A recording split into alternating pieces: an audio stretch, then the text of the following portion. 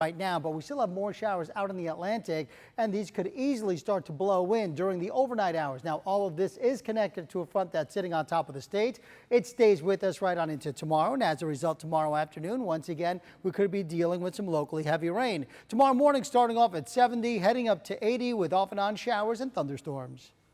Steve, thank you. And you can stay on top of the weather by downloading the WPTV app. Use the interactive radar and get alerts right in the palm of your hand, and our app is free.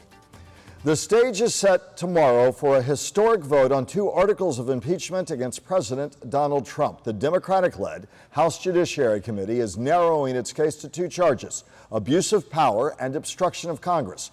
Democrats are accusing President Trump of pressuring Ukraine to investigate his political rivals while withholding military aid. President Trump's attempt to subvert our election was an attack on America. They don't like us. That's what this is about. They don't like the president, they don't like the president's supporters, and they dislike us so much they're willing to weaponize the government. After tomorrow's planned committee vote, the full House vote on impeachment is expected next week, setting up a likely Senate trial in January where Republicans are in the majority. Riveting video is shining new light on that deadly New Jersey gun battle. You see a white van pull up and park. One of the suspects gets out, gun drawn, and walks directly into the kosher market across the street. A second suspect follows yesterday, also going into the store. People scatter immediately. When it's all over, a police detective, 3 people inside the grocery store, and the 2 suspects are dead. Investigators now trying to determine whether the attack was motivated by hate. New York's governor's calling for increased security at synagogues and Jewish establishments. The attack on that store hits so close to home for our Jewish community in South Florida, and there tonight is a call for action.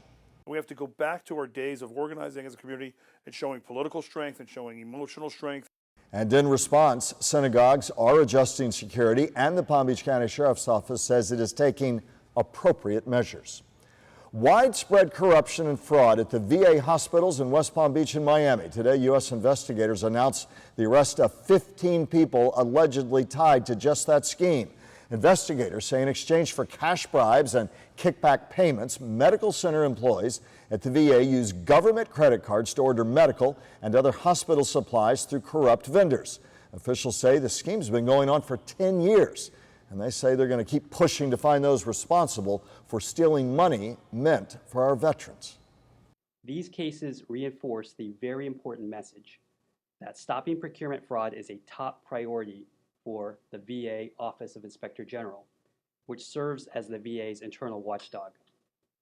Those who decide to steal or misuse taxpayer funds that are intended for our nation's veterans will be held accountable for their misdeeds. Officials say the employees were in charge of purchasing. Sometimes the orders were filled, sometimes they weren't. Prices of items were often heavily inflated. As for how it could all go unnoticed for so long, officials say they're looking for improvements in the auditing process. New information tonight: the Palm Beach County School Board approving a schedule change for next semester. Tonight's decision means students will now have Martin